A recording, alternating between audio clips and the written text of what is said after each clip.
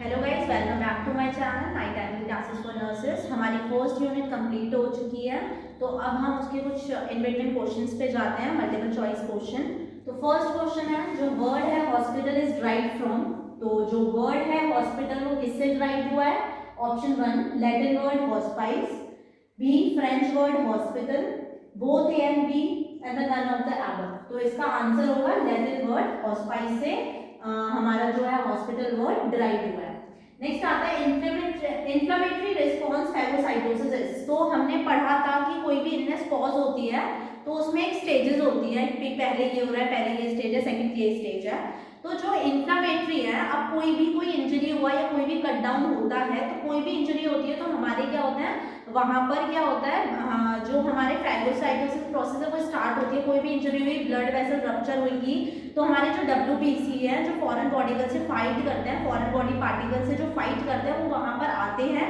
जब वो वहां पर आते हैं तो वहां पर एक फैगोसाइटोसिस, जो डेड सेल्स होते हैं उनको इनगल्फ करने का काम करते हैं, मतलब उन्हें खा जाते हैं। जो डेड पार्टिकल्स है, जिनमें हमारी डेड सेल्स जिनकी नीडेड नहीं है, तो वो प्रोसेस होती है हमारी इन्फ्लेमेटरी प्रोसेस, जो हमारी कोई भी कट या कोई इंजरी या फिर कोई भी इलनेस का एक फर्स्ट लाइन मैकेनिज्म होता है। तो इसमें जो ऑप्शन है वो है second line defence, fourth line defence, first line defence और द थर्ड लाइन डिफेंस। तो इसका आंसर होगा फर्स्ट लाइन डिफेंस। एक तरीके से जब भी फैगोसाइटोसिस होता है तो वो फर्स्ट लाइन डिफेंस के अंदर आता है। कोई भी इंजरी होगी तो वो हमारी पहले से ही आगे क्या करेंगे, वहां पर WBC आएंगे, WBC जो भी सेल फॉरेन बॉडी पार्टिकल्स हैं उनके साथ जाके फाइट करेंगे, तो हमें ये प्रोसेस देखने के लिए मिलती है। नेक्स्ट थर्ड वन है illness is great impact on. तो इलनेस हमारा किस पर सबसे ज्यादा इम्पैक्ट होता है? Behaviour and emotion, self control, family dynamics, all of the above. तो क्या होता है, कोई भी इलनेस होगी तो देखिए बिहेवियर एंड इमोशन भी हमने पढ़ा था, उसमें क्या क्या चेंज आते हैं, बिहेवियर में चेंज आएगा, उसके इमोशंस में चेंज आएगा। सेल्फ कंट्रोल क्या होता है, हम कोई भी चीजों को कैच नहीं कर पाते, कैच आउट नहीं कर पाते, अवेयरनेस नहीं हो, एंगर इश्यूज देखने को मिलता है, खुद को कंट्रोल नहीं कर पाते चीजों को, जैसे हम पहले कर रहे थे, जो बॉडी का मैकेनिज्म पहले चल रहा था वैसे वो मैकेनिज्म नहीं चलता। फैमिली डायनेमिक्स भी बहुत सारे डायनेमिक्स, मतलब बहुत सारे चेंजेस फैमिली में देखने को मिलते हैं। वो हो सकता है सोशो इकोनॉमिक हो सकता है, कम्युनिकेशन हो सकते हैं, फाइनेंशियल प्रॉब्लम्स हो सकते हैं, बर्नआउट हो सकता है, बहुत ज़्यादा फ्रस्ट्रेट हो जाती है फैमिली भी, क्योंकि एक पर्सन हमेशा पेशेंट के साथ चाहिए जो इलनेस जिसको सफर कर रहा है, वो सारी चीज़ें भी देखने को मिलती है। तो इसमें सारे ही ऑप्शंस क्या हैं देखने को मिलेंगे, तो आंसर होगा D, all of the above. Next one आता है public hospital, voluntary hospital is classified on the basic of. तो जो पब्लिक हॉस्पिटल्स होते हैं, ये पब्लिक हॉस्पिटल्स क्या होते हैं, गवर्नमेंट थोड़ा इनमें इन्वेस्ट करता है, एक तरीके से ये पब्लिक के लिए बनाए जाते हैं, जिसमें हमारी गवर्नमेंट का भी कुछ पॉलिसीज और रेगुलेशंस को मद्देनजर रखते हुए सारी चीजों को देखते हैं, वो इस चीज में अपना वॉलंटरी एक्सेस करते हैं। वॉलंटरी हॉस्पिटल्स होते हैं, प्राइवेट हॉस्पिटल्स होते हैं, जिसमें ये कोलैबोरेट करती है टीम। प्राइवेट इंस्टीट्यूट होते हैं, प्राइवेट हॉस्पिटल में आते हैं, इसमें हम स्पेशलाइज्ड केयर देते हैं, जैसे कि बोल सकते हैं कैंसर स्पेशलाइज्ड केयर। तो ये मेनली इनका एक ऑब्जेक्टिव होता है कि ये कैसे उस पर्टिकुलर इलनेस और पर्टिकुलर डिसीज को कम करें, सारी चीजों को। तो ये मेनली किसके अंदर आता है, हमारा ऑब्जेक्टिव बेसिस के अंदर आता है, जिसमें हम क्या करेंगे, मैनेजमेंट करते हैं।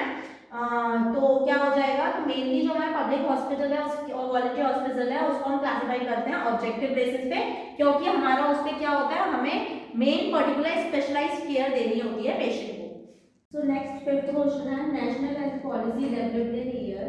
तो पहले कौन सा ईयर है, 1983, 2000, 1986 और 1981। तो नेशनल हेल्थ पॉलिसी जो डेवलप हुई थी ईयर में वो 2000 में हुई थी। नेक्स्ट आता है PSC and the sub center are responsible for providing which type of health care. जो PSC और सब सेंटर है वो किस टाइप के लिए रिस्पॉन्सिबल होते हैं, which type of health care provide करते हैं? तो tertiary health care, primary health care, specialized health care और क्रिटिकल केयर। तो मेनली क्या होता है ना, जो सब सेंटर होते हैं उसमें हम नॉर्मली बेसिक प्रॉब्लम्स के लिए जाते हैं। तो अगर हमें कोई भी अगर PSC या सब सेंटर पे जा रहा है तो मेनली क्या है, उसको एक स्पेशलाइज्ड केयर ले लिया, ऑलरेडी वो डायग्नोस्ड है किसी ना किसी इलनेस से, तो वो पर्सन क्या लेगा, एक स्पेशलाइज्ड केयर लेगा एक पर्टिकुलर डिसीज के ऊपर। तो ये हमारा आता है स्पेशलाइज्ड हेल्थ केयर के अंदर। नेक्स्ट आता है which of the following is tertiary protection.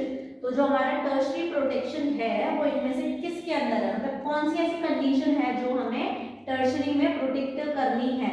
Health promotion हम स्टार्टिंग फेज में ही करते हैं, स्पेसिफिक प्रोटेक्शन भी हम एक स्पेसिफिक फेज में देते हैं, स्टार्टिंग फेज में आती है। कोई डिसीज एंड डायग्नोज करना है तो ये भी फर्स्ट स्टेज सेकंड स्टेज है एक तरीके से। अगर हमें कोई भी इलनेस दिखाई दे रही है तो हम डायग्नोज कराएंगे। तो टर्शरी में क्या आता है, लिमिटेशंस। लिमिटेशंस क्या होंगी, डिसेबल हो जाती है, जो हमें क्या करनी है, प्रोटेक्ट करनी है। एक ऐसा पर्सन है जो टर्शरी में क्या जाता है, ऐसी कंडीशन में जाता है कि डिसेबल हो जाता है मूव करने के लिए, तो हमें उस टाइम पे क्या करना है, उसे डिसेबिलिटी लिमिटेशंस प्रोवाइड करनी है, कि लिमिट लगानी है एक तरीके से उसकी डिसेबिलिटीज पे, और टर्शरी प्रोटेक्शन प्रोवाइड करनी है। ये थे हमारे फर्स्ट चैप्टर से रिगार्डिंग कुछ एमसीक्यू। नेक्स्ट हम कल से स्टार्ट करते हैं new chapter, second unit of fundamental of nursing. अगर आपको मेरा चैनल अच्छा लगे तो ज़्यादा से ज़्यादा शेयर करें, सब्सक्राइब करें, लाइक करें। Thank you for watching.